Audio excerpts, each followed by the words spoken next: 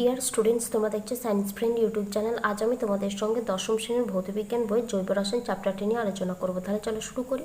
দেখো, আজ যেটা পড়াবো সেটা হচ্ছে ইথাইল অ্যালকোহল সম্পর্কে এবং অ্যাসিটিক অ্যাসিড সম্পর্কে। ঠিক আছে, তাহলে প্রথম আমরা পড়ে নিই। দেখো, ইথাইল অ্যালকোহল সম্পর্কে তোমরা সবাই জানো যে ইথাইল অ্যালকোহলের সংকেত হচ্ছে C2H5OH। ঠিক আছে, এবার আসি ইথাইল অ্যালকোহলের ভৌত ধর্ম। দেখো, প্রথম পয়েন্টটা কি লিখেছি, বর্ণহীন সুমিষ্ট গন্ধ, উগ্র স্বাদযুক্ত তরল পদার্থ। 2 নম্বর পয়েন্টটা কি লিখেছি, এটি জলের চেয়ে হালকা। ঠিক আছে, 3 নম্বর পয়েন্টটা, এটি জলে দ্রাব্য, জলে যে কোনো অনুপাতে মিশে সমসত্ব মিশ্রণ তৈরি করে বা উৎপন্ন হয়। ঠিক আছে, তাহলে এই তিনটে হচ্ছে এর ভৌত ধর্ম। এছাড়া আরও অনেক ভৌত ধর্মের মধ্যে পড়ছে, আমি এই তিনটে লেখালাম, তোমাদের যদি মনে হয় তোমরা কিন্তু লিখে নিতে পারো। এবার আসছি ইথাইল অ্যালকোহলের রাসায়নিক ধর্ম সম্পর্কে। দেখো, রাসায়নিক ধর্ম কিন্তু দুটো দেখায়, একটা হচ্ছে সোডিয়ামের সঙ্গে বিক্রিয়া আর একটা হচ্ছে গাঢ় সালফিউরিক অ্যাসিডের সঙ্গে বিক্রিয়াটা। প্রথম আমরা পড়ে নেব যে ইথাইল অ্যালকোহলের সঙ্গে সোডিয়ামের বিক্রিয়াটা কি লিখেছি, সাধারণ উষ্ণতায় ধাতব সোডিয়ামের সঙ্গে ইথাইল অ্যালকোহলের বিক্রিয়ায়, এখানে তোমরা ইথাইল অ্যালকোহল কথাটা লিখে নিতে পারো, আমি এখানে লিখিনি, তোমরা কিন্তু লিখে নেবে। তাহলে সাধারণ উষ্ণতায় ধাতব সোডিয়ামের সঙ্গে ইথাইল অ্যালকোহলের বিক্রিয়ায় সোডিয়াম ইথক্সাইড তৈরি হবে এবং তার সঙ্গে হাইড্রোজেন তৈরি হবে। তাহলে প্রথম বিক্রিয়াটা লিখে নিই, তারপর কিন্তু আমি তোমাদের উপরে যেটা লিখেছি সেটা আমি বুঝিয়ে দেবো। কার সাথে কার বিক্রিয়া হবে বললাম না, ধাতব সোডিয়ামের সঙ্গে কার বিক্রিয়া, ইথাইল অ্যালকোহল। ইথাইল অ্যালকোহলের সংকেতটা কি, C2H5OH। ঠিক আছে, তাহলে C2H5OH। দেখো, তাহলে এটা হচ্ছে ইথাইল অ্যালকোহল আর এটা হচ্ছে সোডিয়ামের সংকেত। তাহলে বিক্রিয়া করে কি তৈরি করবে বললাম না, সোডিয়াম ইথক্সাইড তৈরি করবে এবং হাইড্রোজেন তৈরি করবে। দেখো, সোডিয়াম ইথক্সাইড সংকেতটা কি না, C2H5ONA। আর কি তৈরি হবে, হাইড্রোজেন, তাহলে H2 তৈরি হয়ে যাবে। ঠিক আছে, এর নামটা কি, এর নামটা হচ্ছে সোডিয়াম ইথক্সাইড। তাহলে সোডিয়াম ইথক্সাইড। এবার দেখো বিক্রিয়াটায় আসছি। এখানে দেখো C2H5ONA কোনটা বাতিল হয়েছে না, অক্সিজেনের সঙ্গে যে হাইড্রোজেনটা যুক্ত ছিল সেই হাইড্রোজেনটা বেরিয়ে গিয়ে তার জায়গায় কে প্রবেশ করছে, তার জায়গায় কিন্তু সোডিয়াম প্রবেশ করে C2H5ONA তৈরি করে যাচ্ছে। ঠিক আছে, তাহলে এইটাই হচ্ছে বিক্রিয়াটা। আশা করি বুঝতে পেরেছ। এবার আসছি দেখো পরের বিক্রিয়াটা, সেটা কি না, গাঢ় সালফিউরিক অ্যাসিডের সঙ্গে বিক্রিয়া। সালফিউরিক অ্যাসিডের সংকেত কি, H2SO4। ঠিক আছে, দেখো কি লিখেছি, অতিরিক্ত পরিমাণ গাঢ় সালফিউরিক অ্যাসিডের সঙ্গে নির্জল অ্যালকোহল। নির্জল অ্যালকোহল কি, তোমাদের জিনিসটা আমি পরে বুঝিয়ে দেবো, আমি এখানে জাস্ট লিখে দিচ্ছি নির্জল অ্যালকোহল। ঠিক আছে, যার সংকেতটা কি না, সংকেতটা কিন্তু এটাই হবে, C2H5OH। তাহলে নির্জল অ্যালকোহল মিশিয়ে 170 ডিগ্রি সেলসিয়াস উষ্ণতায় উত্তপ্ত করলে ইথিলিন তৈরি হয়। ভীষণ ইম্পর্টেন্ট একটা কোশ্চেন। দেখো, কার সঙ্গে কার বিক্রিয়া হচ্ছে না, সালফিউরিক অ্যাসিডের সঙ্গে ইথানলের বিক্রিয়া। ঠিক আছে, তাহলে সালফিউরিক অ্যাসিডের সংকেতটা আমি লিখে নিই, কী সংকেত না, H2SO4। তার সঙ্গে কার বিক্রিয়া হচ্ছে, ইথাইল অ্যালকোহল, সংকেতটা কি না, C2H5OH। ঠিক আছে, দেখো ভালো করে তোমরা কিন্তু এই জায়গাটা বুঝবে।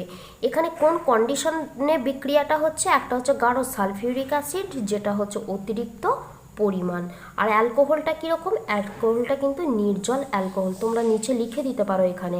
ঠিক আছে, নির্জল অ্যালকোহল, নির্জল অ্যালকোহল।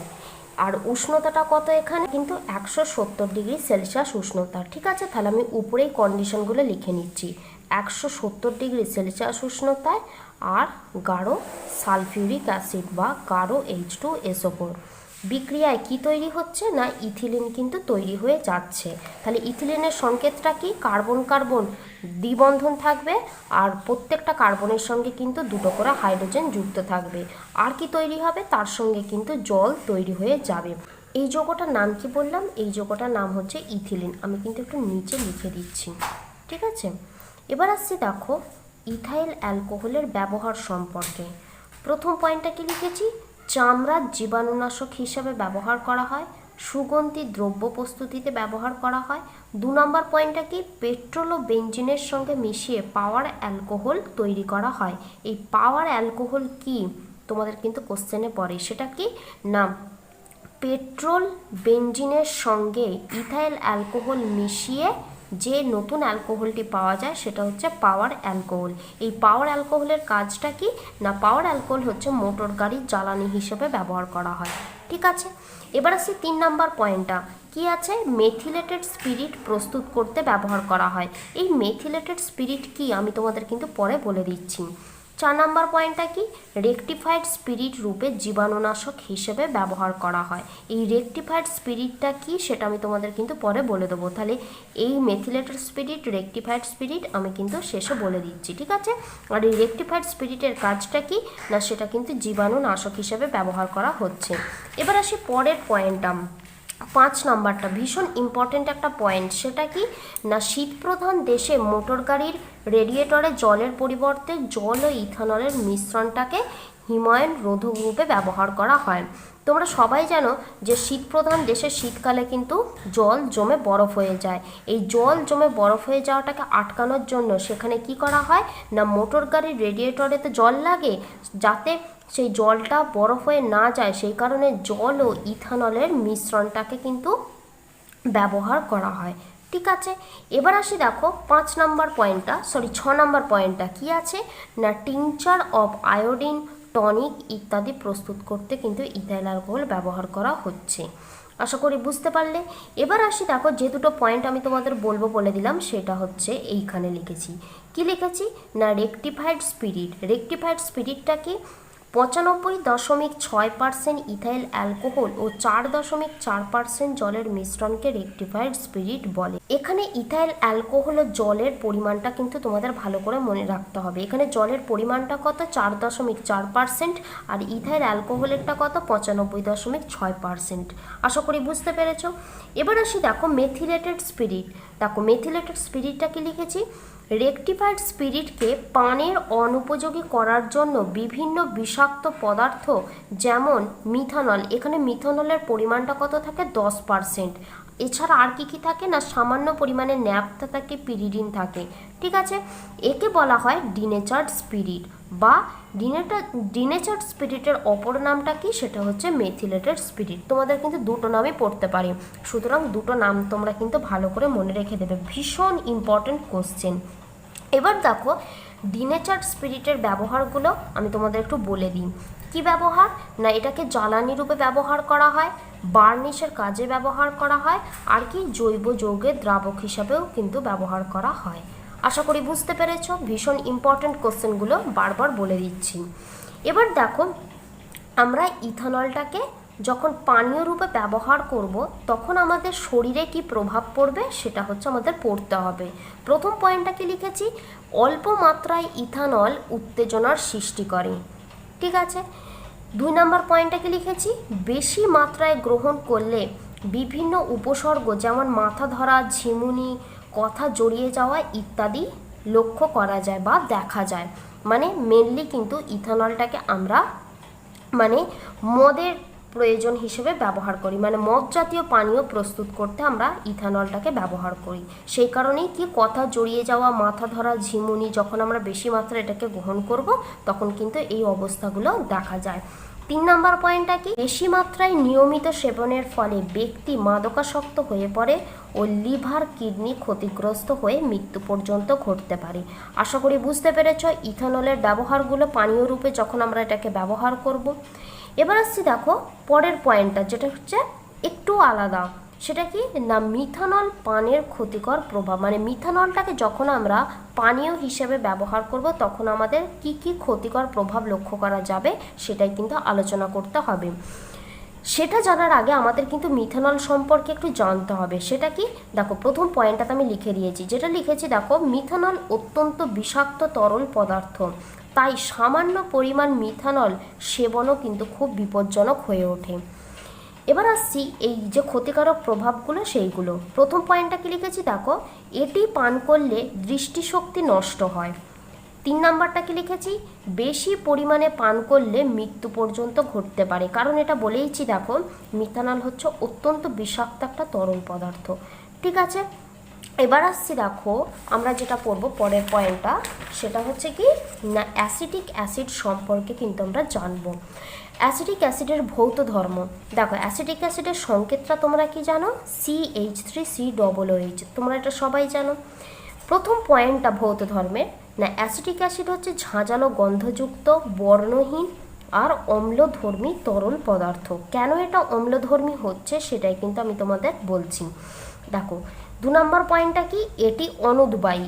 3 নম্বর পয়েন্টটা কি, ত্বকের সংস্পর্শে এলে ক্ষতের সৃষ্টি করে। তোমরা এটা যখন পরীক্ষাগারে যাবে তখন কিন্তু এটা ভালো করে লক্ষ্য করতে পারবে।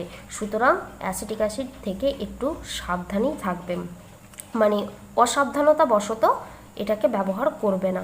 ঠিক আছে, 4 নম্বর পয়েন্টটা কি, জলে যে কোনো অনুপাতে দ্রাব্য। 5 নম্বর পয়েন্টটা কি, এটি মৃদু একক্ষারীয় অ্যাসিড। দেখো আমি তোমাদের বললাম যে অ্যাসিটিক অ্যাসিড হচ্ছে অম্লধর্মী একটা তরল পদার্থ। কেন অম্লধর্মী, এখানে দেখো অ্যাসিটিক অ্যাসিডের সংকেতের মধ্যে এখানে অক্সিজেনের সঙ্গে যে হাইড্রোজেনটা যুক্ত আছে সেটা কটা সংখ্যায়, না সেটা হচ্ছে একটা। এই অক্সিজেনের সঙ্গে হাইড্রোজেন যুক্ত থাকার জন্যই এটা কিন্তু একটা অম্লধর্মী হচ্ছে। আর এখানে যেহেতু একটাই হাইড্রোজেন যুক্ত আছে সেই কারণে এটা কিন্তু একক্ষারীয় অ্যাসিড হয়ে যাচ্ছে। ঠিক আছে, আর এইটা কি ধরনের অ্যাসিড, এটা হচ্ছে মৃদু অ্যাসিড। আর মানে তীব্র অ্যাসিডগুলো কোনগুলো, যেমন হচ্ছে HCl, H2SO4, HNO3। একটা হচ্ছে হাইড্রোক্লোরিক অ্যাসিড, একটা হচ্ছে সালফিউরিক অ্যাসিড, আর একটা হচ্ছে কি না নাইট্রিক অ্যাসিড। এইগুলো হচ্ছে আমাদের তীব্র অ্যাসিড। আর একটা যদি মৃদু অ্যাসিডের উদাহরণ দিতে বলে তখন তোমাদের কিন্তু এই CH3COOH বা অ্যাসিটিক অ্যাসিড লিখে দিতে হবে। ঠিক আছে, এবার দেখো যেহেতু এটা একটা অ্যাসিড তাই এর জলীয় দ্রবণটা কীরকম হবে, না নীল লিটমাসকে কিন্তু লাল করে দেয়। ঠিক আছে, এটা হচ্ছে যে এটা যে একটা মানে অ্যাসিটিক অ্যাসিডের জলীয় দ্রবণটা যে একটা অ্যাসিড ধর্মী তার প্রমাণ পাওয়ার জন্য আমি যদি নীল লিটমাসকে ডোবাই তাহলে সেটা কিন্তু লাল হয়ে যায়। আশা করি বুঝতে পেরেছো। এবার আসছি অ্যাসিটিক অ্যাসিডের রাসায়নিক ধর্ম সম্পর্কে। দেখো প্রথম যে বিক্রিয়াটা পড়বো সেটা হচ্ছে ক্ষারের সঙ্গে। এখানে ক্ষার কোনটা, না এখানে ক্ষার হচ্ছে সোডিয়াম হাইড্রক্সাইড। কেন সোডিয়াম হাইড্রক্সাইড হচ্ছে ক্ষার, দেখো সোডিয়াম হাইড্রক্সাইডের সংকেত কি, না NaOH। এখানে যেহেতু OH আছে সেই কারণে এটা কিন্তু একটা ক্ষার হয়ে যাচ্ছে। তাহলে কি লিখেছি দেখো, সোডিয়াম হাইড্রক্সাইডের সঙ্গে অ্যাসিটিক অ্যাসিডের বিক্রিয়ায় সোডিয়াম অ্যাসিটেট ও জল উৎপন্ন করে। ঠিক আছে, তাহলে বিক্রিয়াটা লিখে নিই। দেখো সোডিয়াম হাইড্রক্সাইডের সংকেত কি লিখলাম, NaOH। কার সঙ্গে বিক্রিয়া হচ্ছে, না অ্যাসিটিক অ্যাসিড, যার সংকেত হচ্ছে CH3COOH। এবার দেখো বিক্রিয়াটা তোমরা ভালো করে খেয়াল করো। এখানে আমি যখন ইথানলটা তোমাদের আমি দেখিয়েছিলাম, আমি একটু দেখিয়ে দিই তাহলে তোমাদের বুঝতেও সুবিধা হবে। এখানে দেখো সোডিয়ামের সঙ্গে যখন আমি ইথানলের বিক্রিয়া করছি কোন বন্ধনটা ভাঙছে, না অক্সিজেনের সঙ্গে যে হাইড্রোজেন বন্ধনটা আছে সেই বন্ধনটা ভেঙে হাইড্রোজেনের বদলে কিন্তু সোডিয়ামটা প্রবেশ করে যাচ্ছে। ঠিক এখানেও তাই একই বিক্রিয়াটা হবে। ঠিক আছে, দেখো তাহলে কি বিক্রিয়াটা হচ্ছে, না CH3COONA তৈরি হয়ে যাচ্ছে। এর নামটা কি, এর নামটা কিন্তু সোডিয়াম অ্যাসিটেট। কেন এখানে সোডিয়াম অ্যাসিটেট লিখলাম, কারণ এখানে দেখো সোডিয়াম আছে। ঠিক আছে, আর অ্যাসিটেট কেন, কারণ এটা অ্যাসিটিক অ্যাসিড থেকে তৈরি হচ্ছে বলে, সেই কারণে এর নামটা তৈরি হয়ে যাচ্ছে কি, এর নামটা তৈরি হয়ে যাচ্ছে সোডিয়াম অ্যাসিটেট। আশা করি বুঝতে পেরেছো। এবার দেখো এর সঙ্গে আর কি তৈরি হবে, না এর সঙ্গে তৈরি হবে কিন্তু জল তৈরি হয়ে যাবে। এবার আসছি দেখো পরের বিক্রিয়াটা। পরের বিক্রিয়াটা কি, না ধাতব বাইকার্বনেটের সঙ্গে বিক্রিয়াটা। তার আগে একটু বলে দিই কেন এখানে জলটা তৈরি হলো। এখানে দেখো এখানে আমি COOH এই অক্সিজেনের সঙ্গে যে হাইড্রোজেন বন্ধনটা আছে সেটা ভাঙছে। তাহলে এই হাইড্রোজেনের জায়গায় কে প্রবেশ করছে, সোডিয়ামটা প্রবেশ করছে। আর কি পড়ে আছে দেখো, এই হাইড্রোজেনটা পড়ে আছে আর এখানে কিন্তু OH পড়ে আছে, তাহলে এই দুটো যুক্ত হয়ে কিন্তু জল তৈরি হয়ে যাচ্ছে। আশা করি বুঝতে পেরে। এবার আসছি পরের বিক্রিয়াটা, সেটা হচ্ছে ধাতব বাইকার্বনেটের সঙ্গে কি আছে দেখো, সোডিয়াম বাইকার্বনেটের সঙ্গে অ্যাসিটিক অ্যাসিডের বিক্রিয়ায় সোডিয়াম অ্যাসিটেট, কার্বন ডাইঅক্সাইড ও জল তৈরি হয়। তাহলে বাইকার্বনেটটা কি ধরনের নিচ্ছি আমি, মানে কোন ধরনের লবণ নিচ্ছি, সেটা হচ্ছে সোডিয়াম বাইকার্বনেট। ঠিক আছে, সংকেতটা কি না NaHCO3, কারণ এটা এই যে HCO3 সেটা হচ্ছে বাইকার্বনেট মূলক। ঠিক আছে, তাহলে সোডিয়াম বাইকার্বনেটের সঙ্গে কার বিক্রিয়া হচ্ছে, অ্যাসিটিক অ্যাসিডের বিক্রিয়া হচ্ছে। সংকেত কি CH3COOH। ঠিক একইভাবে আগেরটার মতো ভাঙবে, বিক্রিয়াটা তৈরি হবে। তাহলে কি তৈরি হবে না CH3COONA, কারণ এখানে অক্সিজেনের সঙ্গে যে হাইড্রোজেন বন্ধনটা আছে সেই হাইড্রোজেনটা বেরিয়ে গিয়ে কে প্রবেশ করবে না সোডিয়াম প্রবেশ করবে। এখানে দেখো বাইকার্বনেট আর পড়ে আছে কি না এইখানে একটা হাইড্রোজেন, তাহলে কার্বন CO3 থেকে কি বেরিয়ে যাবে না CO3 থেকে একটা অক্সিজেন বেরিয়ে গেলে কি পড়ে থাকবে না CO2 পড়ে থাকবে। ঠিক আছে, CO2। আর এর নামটা কি, এর নাম হচ্ছে কার্বন ডাইঅক্সাইড, তোমরা সবাই জানো। এখানে আর কি পড়ে আছে না CO3 থেকে একটা অক্সিজেন বেরিয়ে গেছে, তাহলে এই একটা অক্সিজেন আর এখানে দুটো হাইড্রোজেন, তাহলে বিক্রিয়া করে কি তৈরি করবে, জল তৈরি করে যাবে। তাহলে কি কি তৈরি হলো না সোডিয়াম অ্যাসিডেট তৈরি হলো, যার এইটা হচ্ছে সংকেতটা আমি একটু নিচে লিখে দিই, দেখো সোডিয়াম অ্যাসিটেট। ঠিক আছে, নিচে কিন্তু তোমরা নামগুলো অবশ্যই লিখে দেওয়ার চেষ্টা করো, তাহলে কিন্তু ভালো হবে। তাহলে এটার নাম হচ্ছে সোডিয়াম অ্যাসিটেট, এটা হচ্ছে কার্বন ডাইঅক্সাইড, এটা হচ্ছে জল। দুটো কিন্তু ভালো করে মনে রাখবে, গন্ডগোল করে ফেলবে না। এটা হচ্ছে ক্ষারের সঙ্গে বিক্রিয়া, যেটা হচ্ছে সোডিয়াম হাইড্রক্সাইড, আর এটা হচ্ছে বাইকার্বনেটের সঙ্গে বিক্রিয়া, যার সংকেতটা মানে যে এটা নিচ্ছি লবণটা, সেটা হচ্ছে সোডিয়াম বাইকার্বনেট। আশা করি বুঝতে পেরেছো। এবার আসছি পরের বিক্রিয়াটা, ভীষণ ইম্পর্টেন্ট একটা বিক্রিয়া। দেখো কি লিখেছি, ইথাইল অ্যালকোহলের সঙ্গে বিক্রিয়া। অ্যাসিটিক অ্যাসিড যখন ইথাইল অ্যালকোহলের সঙ্গে বিক্রিয়া করে সেই বিক্রিয়াটার একটা বিশেষ নাম আছে, নামটা কি এস্টারিফিকেশন বিক্রিয়া। কেন এস্টারিফিকেশন বিক্রিয়া বলা হচ্ছে সেটা কিন্তু আমি একটু পরে বলছি। তার আগে যেটা লিখেছি আমি সেটা একটু বলে দিই। কি লিখেছি, গাঢ় সালফিউরিক অ্যাসিডের উপস্থিতিতে ইথাইল অ্যালকোহলের সঙ্গে অ্যাসিটিক অ্যাসিডের বিক্রিয়া পাকা কলার গন্ধযুক্ত ইথাইল অ্যাসিটেট নামক এস্টার ও জল তৈরি হয়। এখানে দেখো আমি কি লিখেছি না বিক্রিয়াটা ঘটছে কিন্তু গাঢ় সালফিউরিক অ্যাসিডের উপস্থিতিতে। আগের আমি একটা যেটা বিক্রিয়াটা তোমাদের দেখিয়েছি দেখো, যেটা হচ্ছে গাঢ় সালফিউরিক অ্যাসিডের উপস্থিতিতে।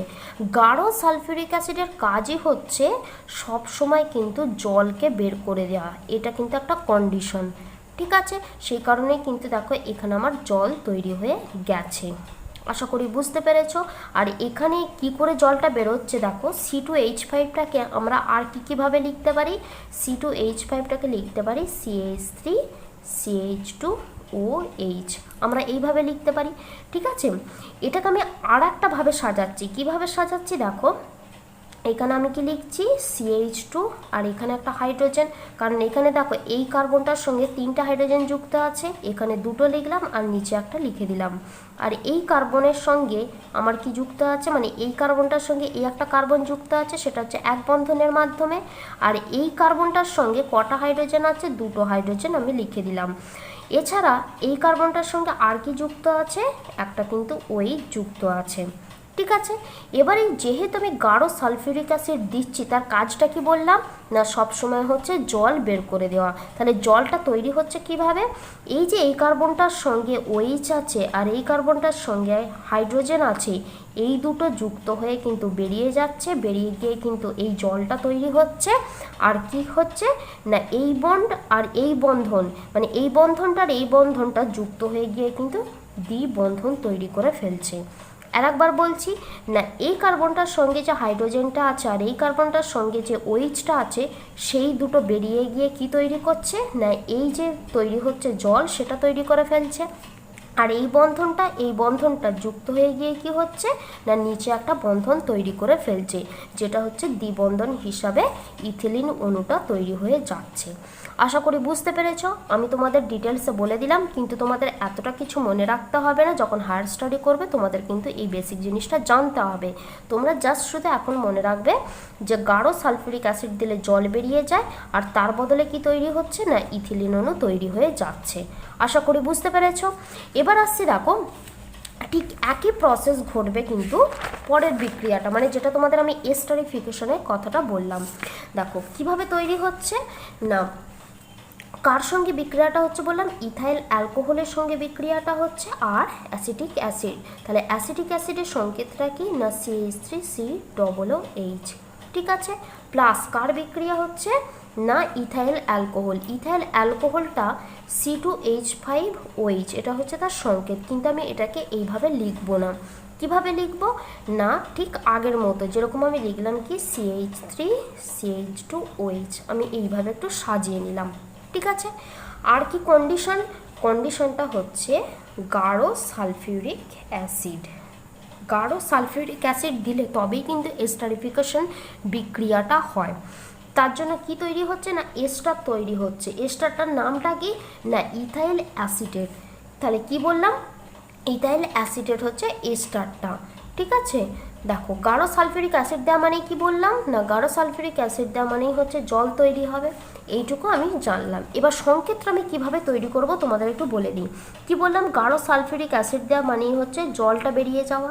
দেখো CH3টাকে আমি কীভাবে CH3COOHটাকে আমি কীভাবে লিখতে পাচ্ছি না CH3C, উপরে হচ্ছে দ্বিবন্ধন ও, আর এই কার্বনটার সঙ্গে OH যুক্ত আছে, লিখে দিলাম।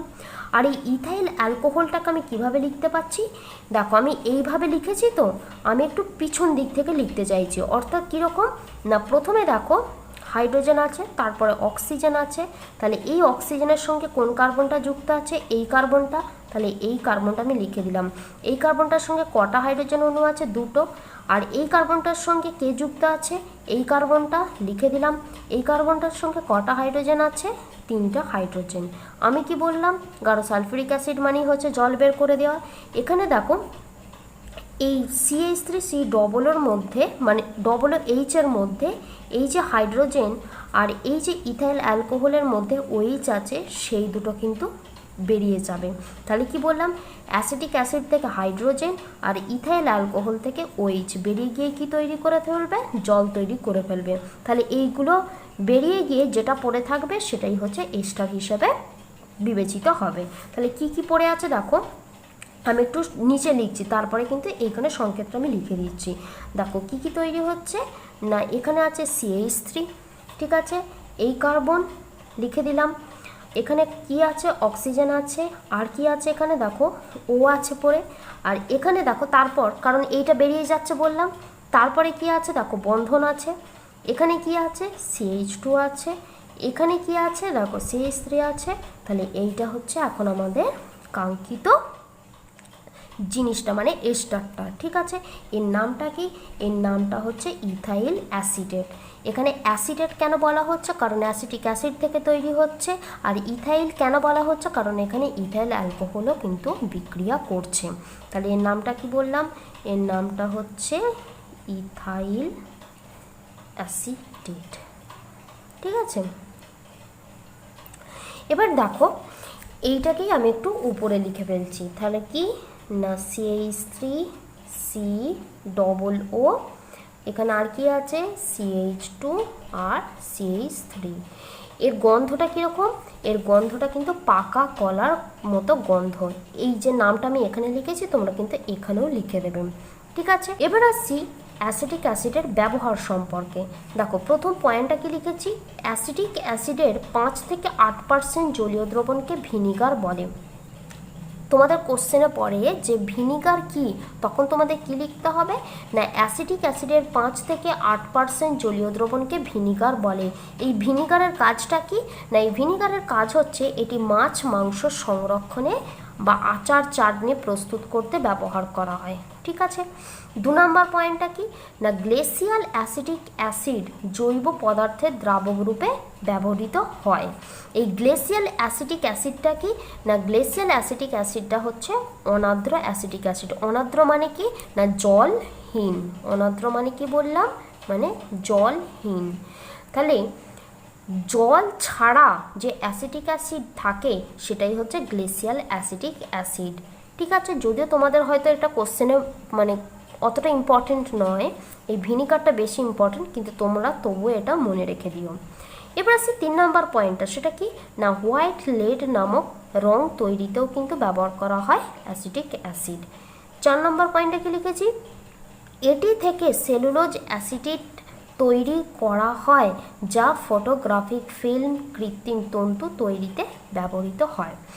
এর মধ্যে সবথেকে যেটা বেশি ইম্পর্টেন্ট সেটা হচ্ছে প্রথম পয়েন্টটা, যেটা হচ্ছে 1 নম্বর পয়েন্ট।